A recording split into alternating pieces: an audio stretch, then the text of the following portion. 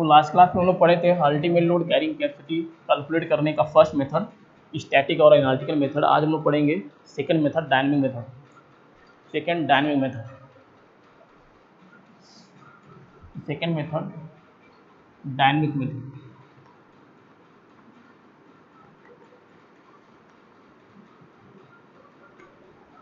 Dynamic method तो dynamic method में हम लोग ये किस पे बेस्ड है, तो ये हैमर हम लोग किसी हैमरिंग के थ्रू या डायनेमिक हम लोग कोई एक्शन करेंगे, मैकेनिज्म हम लोग अप्लाई करेंगे और पाइल को इंसर्ट करने के लिए सॉइल के अंदर। तो डायनेमिक मेथड का मतलब ये है कि हम लोग डायनेमिक एक्शन अप्लाई करते हैं। किसके ऊपर अप्लाई करेंगे? पाइल के ऊपर, जिससे पाइल क्या सॉइल के अंदर इंसर्ट हो जाता है और इंस्टॉल हो जाता है। तो ये हम लोग मैकेनिज्म यूज करेंगे डायनेमिक मेथड के अंदर। तो डायनेमिक मेथड जो है इसमें किस पे बेस्ड होता है, तो ये बेस्ड होता है आपका ऐसे काइनेटिक एनर्जी या पोटेंशियल एनर्जी पे बेस्ड होगा कि हम लोग बिफोर इम्पैक्ट या आफ्टर इम्पैक्ट क्या इफेक्ट पड़ा है, एनर्जी कहाँ लॉस हुई और क्या सम हुआ। और जैसे हम लोग लोड लगा रहे हैं तो जो भी हम लोग हैमरिंग के थ्रू पाइल के ऊपर लोड लगाएंगे या जो भी काइनेटिक एनर्जी होगा वो कितना वर्क डन पाइल लगने के बाद पाइल के ऊपर कितना वर्क डन हो रहा है, तो ये काम उसके इक्वल करके हम लोग ये फार्मूले के या एक्सप्रेशन हम लोग जनरेट करते हैं और वो हम लोग यूज़ करते हैं ultimate load carrying capacity apply करने के लिए। तो डायनेमिक मेथड में केवल डायनेमिक मेथड के अंदर हम लोग क्या यूज़ करते हैं? डायनेमिक एक्शन यूज करते हैं। डायनेमिक एक्शन किससे जनरेट होगा? यह है impact of hammer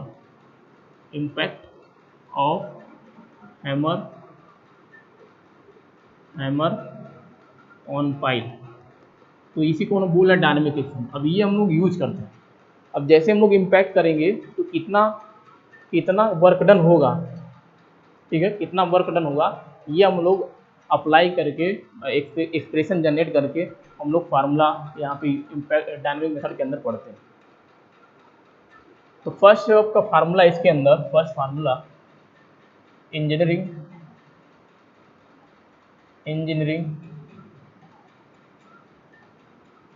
news record formula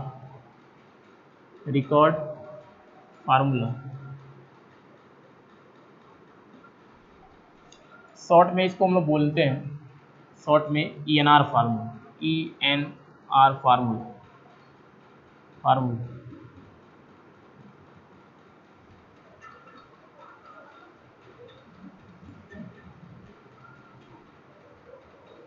तो इस मेथड के अंदर इंजीनियरिंग न्यूज रिकॉर्ड फार्मूला के अकॉर्डिंग जो ultimate load carrying capacity of pile foundation, तो according two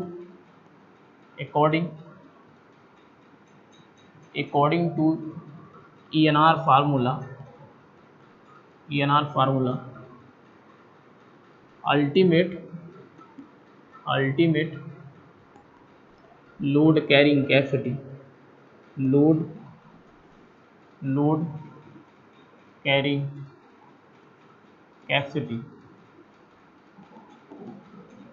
of pile foundation capital QUP equals to W into H divide by S plus C। ये formula हम लोग लगाते हैं अल्टीमेट लोड।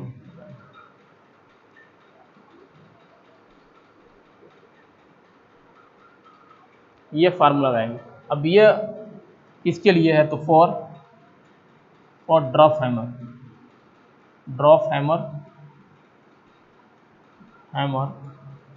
और single acting stream hammer के लिए इसको शॉर्ट में हम लोग बोलते हैं सैस।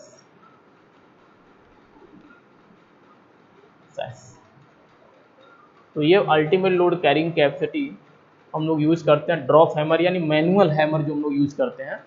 जैसे हम लोग थार का हथौड़ा यूज़ करते हैं, देखे होंगे मूवी में, उसी तरह से ये ड्रॉप हैमर होता है। तो हम जो मैनुअली ऑपरेट करते हैं उसको ड्रॉप हैमर बोल रहे हैं। अगर किसी stream pressure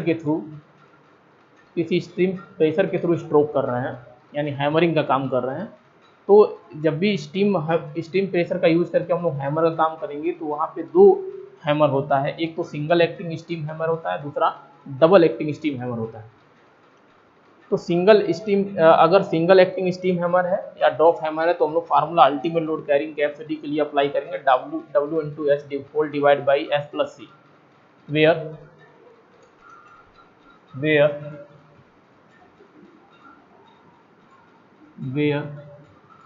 W equals to weight of hammer,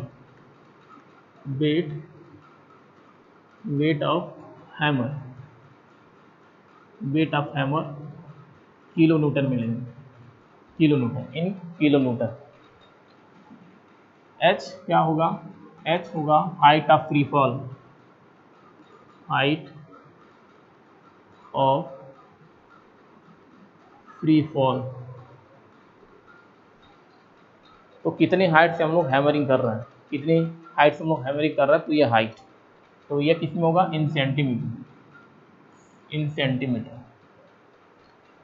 and S equals to set, इसको हम बोलते हैं सेट, या सेट को इसको हम बोलते हैं, सेट को average penetration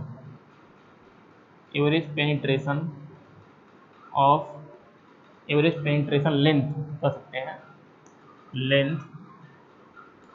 length of pile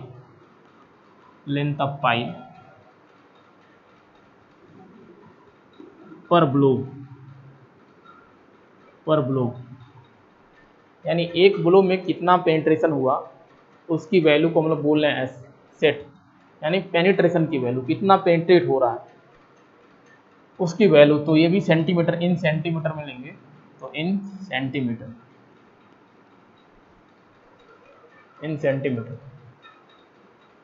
अगर हम लोग ड्रॉप हैमर यूज कर रहे हैं तो ये क्या होता है? ड्रॉप हैमर ये यूज कर रहे हैं तो ये होगा average of last 5 number of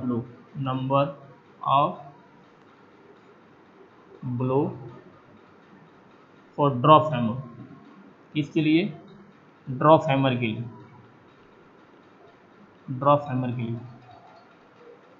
तो अगर ड्रॉप हैमर हम लोग यूज कर रहे हैं तो एस की वैल्यू कैसे कंफर्म करेंगे कि एस की वैल्यू, सेट की वैल्यू कितना होना चाहिए? तो यह जो लास्ट 5 नंबर ऑफ ब्लो होगा, जो लास्ट वाली स्ट्रोक होगी 5, उसका हम लोग एवरेज निकाल लेंगे और वो एवरेज की वैल्यू जो भी आएगा उसी को हम लोग फाइनल बोलेंगे ये सेट की वैल्यू। तो यह ड्रॉप हैमर के केस में होगा। लेकिन अगर स्टीम हैमर है तो उसमें, उस केस में वैल्यू क्या लेंगे? अगर स्टीम हैमर है तो उस केस में हम लोग लेते हैं average penetration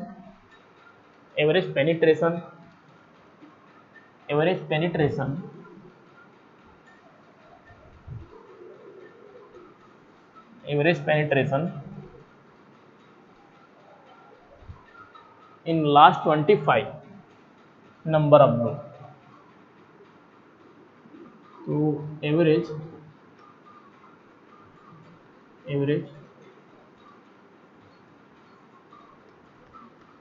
penetration of last 25 number of blow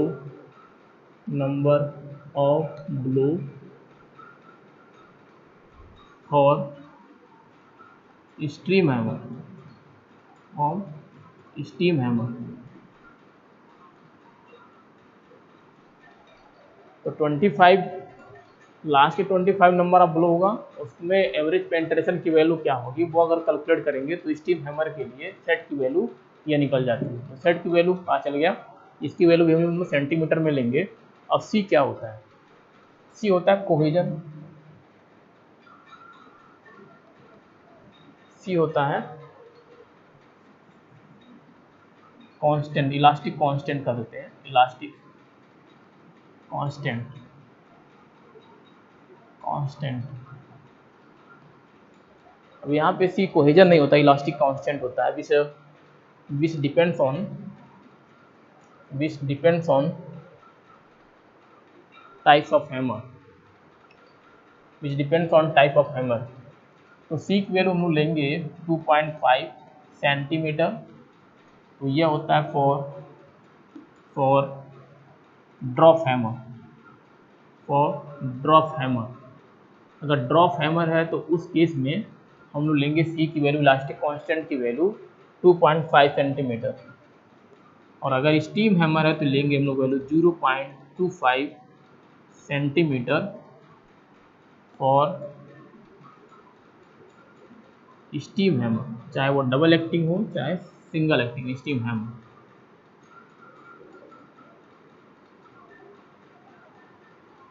steam hammer में दोनों आएगा, सिंगल एंड डबल।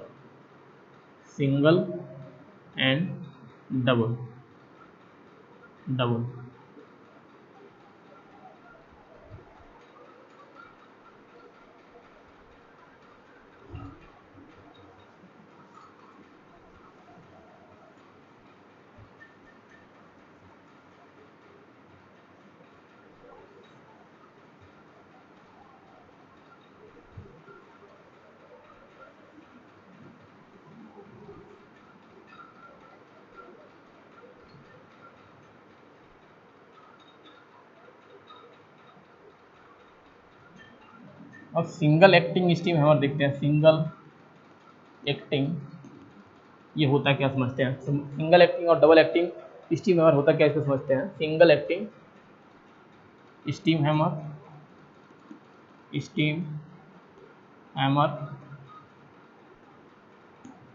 और इसको शॉर्ट में बोलते हैं सैस, और double acting steam hammer, double acting steam hammer, इसको बोल रहे हैं डैश, और एक हमारा क्या है ड्रॉप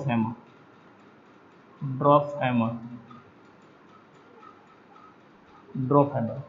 तो सिंगल एक्टिंग स्टीम हैमर में इसमें क्या होगा, सबसे पहले हैमर ऊपर जाएगा तो रेस्ड होगा, ऊपर जाएगा, रेज्ड बाय, अब कौन इसमें ले जा रहा है, तो ऊपर ले जाएगा कौन, raised bye steam pressure, steam से जो प्रेशर क्रिएट हुआ वो ऊपर ले जाएगा, steam pressure, raised bye steam pressure, and अब गिरेगा नीचे की तरफ तो फॉल फ्रीली, ठीक है, तो ये नीचे फ्रीली गिरेगा। डैश वाला जो है डबल डैश, तो इसमें रेस्ट बाय ऊपर तो स्टीम प्रेशर ले जाएगा, स्टीम प्रेशर ऊपर ले जाएगा, raised bye steam pressure and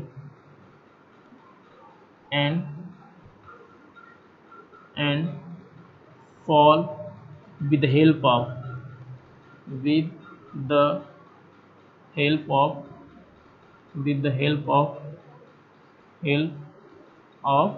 steam pressure, तो ऊपर भी स्टीम प्रेशर ले जाता है, नीचे भी स्टीम प्रेशर लाता है, इसलिए उसको बोल रहे हैं डबल एक्टिंग स्टीम हैमर, और सिंगल में केवल ऊपर ले जाता है स्टीम प्रेशर।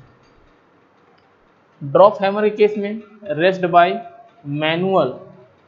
मैनुअल पावर, तो इसमें किससे ऊपर ले आएंगे, तो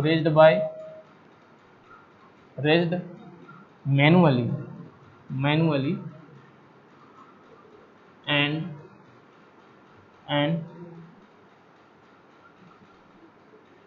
फॉल फ्रीली, तो ये हम है। तो यह तीनों हैमर हमें समझ में आ गया, ड्रॉप हैमर क्या है, सिंगल एक्टिंग स्टीम हैमर क्या है, डबल एक्टिंग स्टीम हैमर क्या है।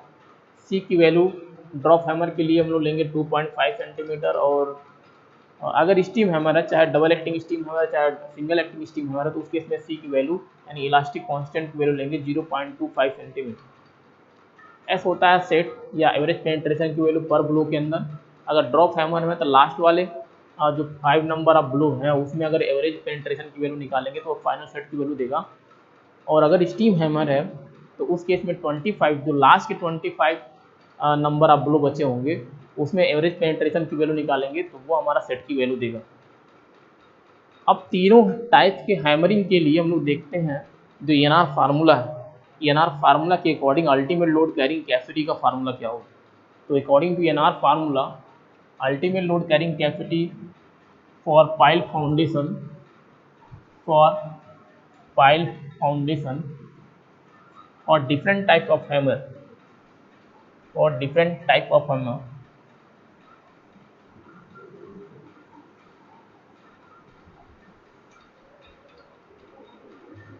तो ultimate load carrying capacity equals to W into H divide by S की वैल्यू एस सेट। तो एस की वैल्यू हमें नहीं पता होगा, सेट की वैल्यू नहीं पता है, सी की वैल्यू हम पुट कर रहे हैं 2.5।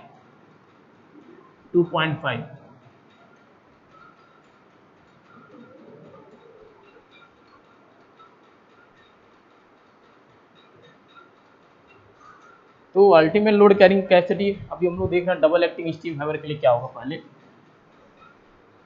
तो ultimate load carrying capacity ultimate load carrying capacity for double acting steam hammer, double acting steam hammer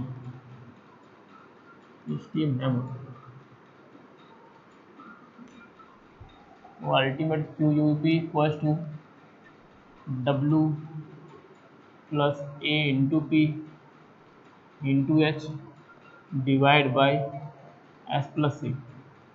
तो ये फार्मूला हम लोग डबल एक्टिंग स्टीम हैमर के लिए यूज करेंगे, where A equals to area of piston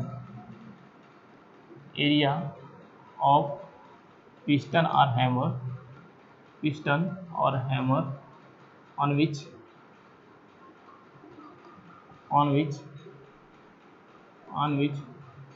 steam pressure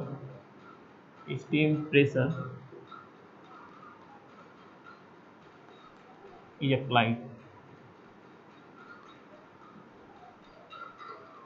और P क्या है, P है स्टीम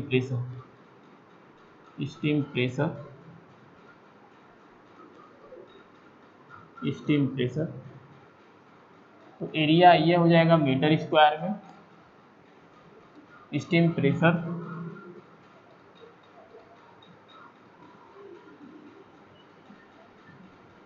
ये हो जाएगा किलो न्यूटन पर मीटर स्क्वायर।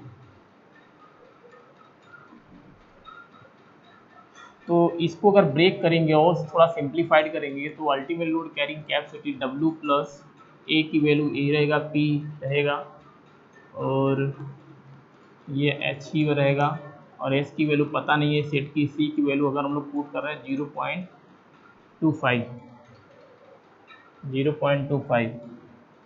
तो ये वैल्यू पुट कर रहे हैं तो ये हो जाएगा, इसको हम लोग बोलते हैं डबल एक्टिंग स्टीम हैमर को डैश बोल देना डैश।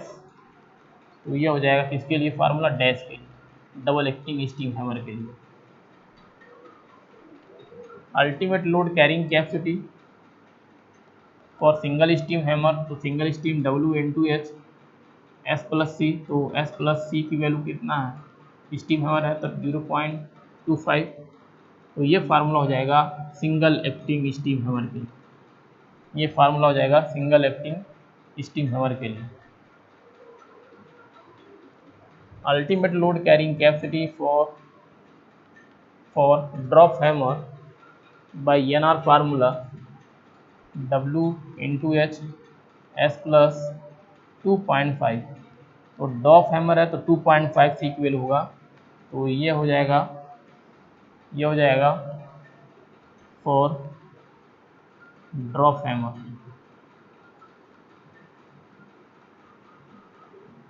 और ड्रॉप हैमर। तो ये डिफरेंट फार्मूला है। अब अगर safe bearing capacity, safe load carrying capacity निकालना है, यहाँ पे safe load carrying carrying capacity अगर निकालना है, कैपेसिटी ऑफ पाइल फाउंडेशन, अगर ये निकालना है बाय ईएनआर फार्मूला, ईएनआर फार्मूला, अगर ईएनआर फार्मूला के अकॉर्डिंग निकालना है, तो उस केस में हम लोग क्या निकालेंगे, Q safe equals to ultimate load carrying capacity of pile foundation divide by factor of safety, तो ये यहाँ formula factor of safety equals to 6। तो यहाँ पे क्योंकि डायनेमिक एक्शन हो रहा है, तो एनआर फार्मूला में यहाँ पे फैक्टर ऑफ सेफ्टी 6 यूज करेंगे। तो सेफ की वैल्यू जाएगा safe equals to ultimate divide by 6, ये हम लोग फार्मूला यूज करेंगे।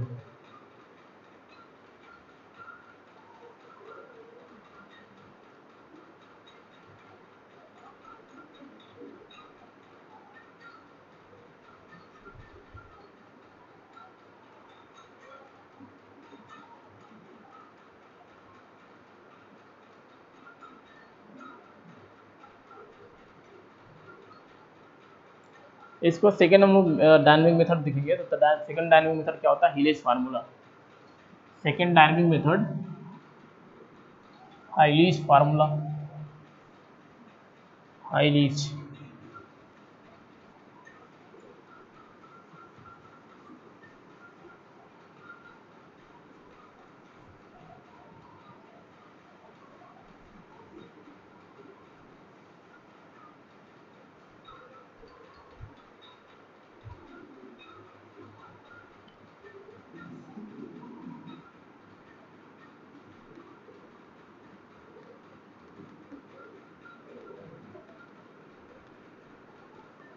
तो डायनेमिक मेथड चल रहा है, उसमें second Hiley's formula.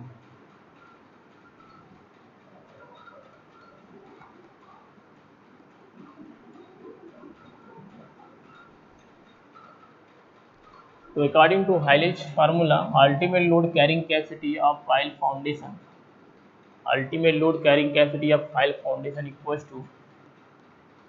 Equals to eta H into eta B W H divide by S plus C by to.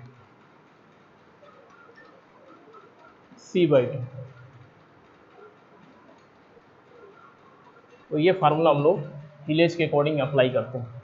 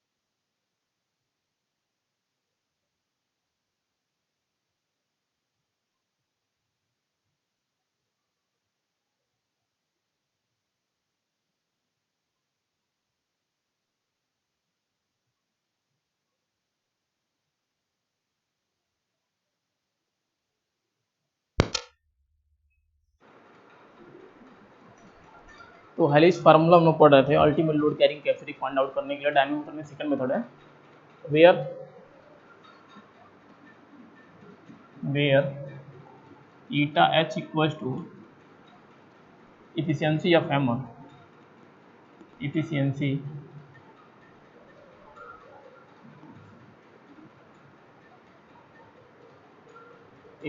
of hammer। तो ईटा बी इक्वल टू 1 ये लेंगे हम लोग ड्रॉप हैमर। तो ड्रॉप हैमर के लिए ड्रॉप हैमर और 0.75 से लेंगे 0.85, ये हम लोग लेते हैं for single acting steam hammer. Single acting steam hammer.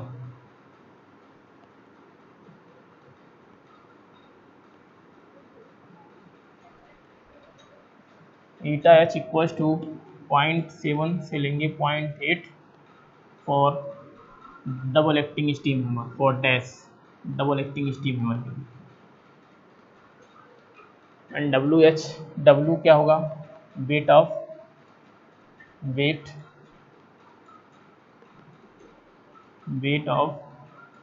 Hammer in kilo Newton.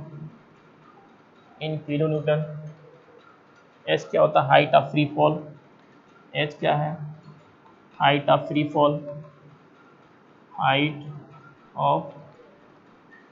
Fall. In centimetre. S equal to set और average penetration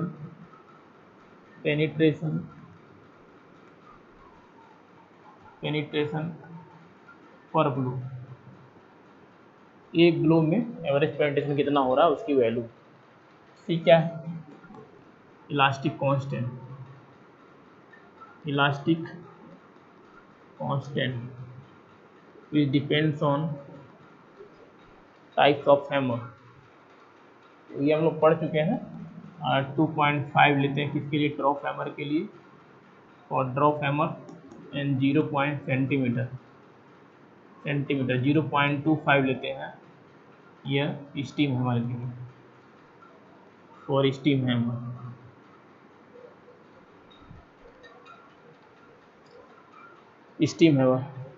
and eta B equals to, eta B क्या होता है, एफिशिएंसी ऑफ ब्लो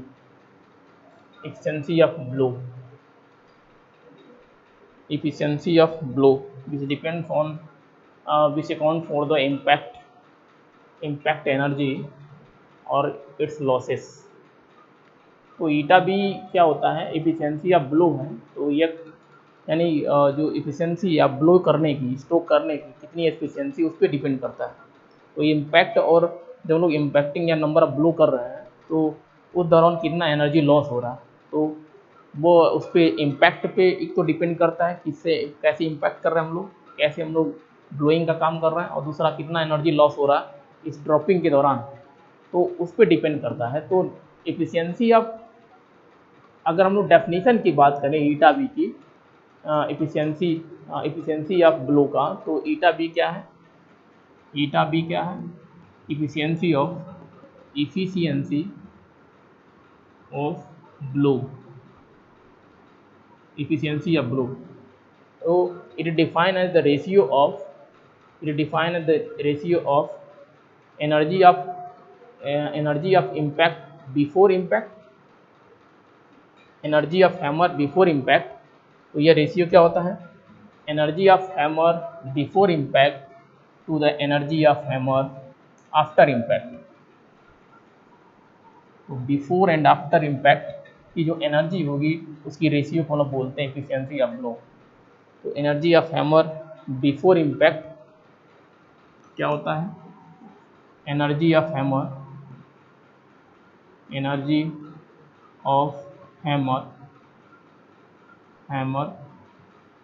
और नीचे क्या होगा, ये भी एनर्जी होगा, एनर्जी ऑफ हैमर।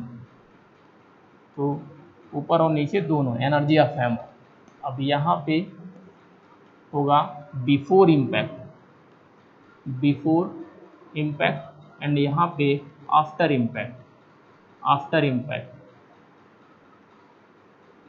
यहाँ पे बिफोर इम्पैक्ट ये वैल्यू हम लोग लेते हैं, इसका रेशियो, इसको बोलते हैं ईटा बी, इफिशिएंसी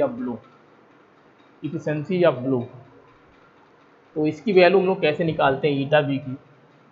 तो eta B equals to W plus E square into P divide by W plus P. ये हम लोग पढ़ते formula, if when W is greater than EP, then eta B equals to W plus E square into P। दूसरा formula W eta B equals to W plus E square P divide by W plus P minus W minus EP divide by W plus P का whole square. तो दूसरा formula हम लोग ये use करेंगे, यहाँ पे स्क्वायर होगा when W is less than equals to EP। तो दो कंडीशन है, तो ईटा की वैल्यू डिपेंड करता है, which depends on eta B depends on coefficient of restitution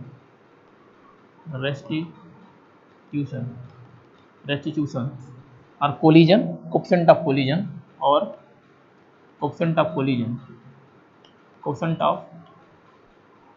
collision इस पर डिपेंड करता है। तो फार्मूला अगर निकालेंगे तो eta B equals to W plus E square into P divide by W plus P when W is greater than E P.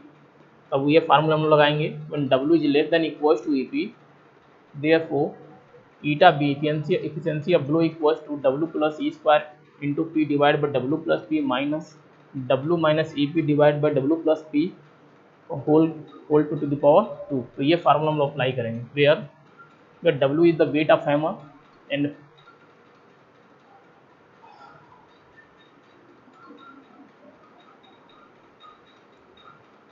where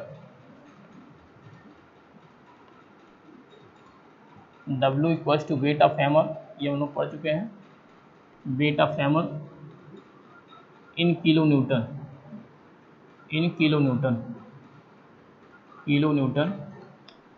and P equals to weight of pile in kilo Newton and E equals to coefficient of restitution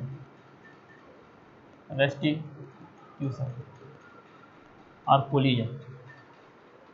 तो ये formula हम लोग apply करके ईटा B की value निकाल सकते हैं। तो ultimate load carrying capacity according to Hiley's formula eta into eta suffix में एच इंटू ईटा सफिक्स में B W into H divide by S plus C by 2। तो सी वही है, कोहेजन इलास्टिक कांस्टेंट की वैल्यू है, C आपका set की value है, सब कुछ वही रहेगा, बस ये चीज़ें चेंज है केवल ईटा के टर्म में। अब अल्टीमेट लोड कैरिंग कैपेसिटी अगर हमने फाइंड आउट कर लिए तो आप सेफ लोड कैरिंग कैपेसिटी निकालना है। Safe load carrying capacity according to Hiley's formula equals to ultimate load carrying capacity divide by factor of safety. तो safe load carrying capacity equals to ultimate divide by क्या हो जाएगा, factor of safety. अब हाइलिश formula में हम लोग factor of safety कितना लेते हैं, 3, तो फैक्टर ऑफ सेफ्टी 3 हो जाए। तो दो मेथड्स ये हम डायनेमिक मेथड के अंदर दो मेथड आते हैं, एक तो एनआर फार्मूला, दूसरा होता है हाइलिश फार्मूला।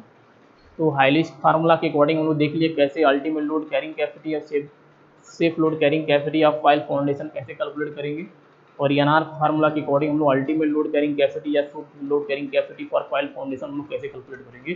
तो ये हम लोग दोनों पढ़ लिए हैं। नेक्स्ट हम लोग टॉपिक पढ़ेंगे फील्ड मेथड। तो यानी फील्ड में ऐसे कौन से मेथड हैं जिसके थ्रू हम लोग ultimate load carrying capacity pile foundation का हम लोग कैलकुलेट कर सकते हैं अप्लाई करके। तो आज के लिए इतना ही, थैंक यू।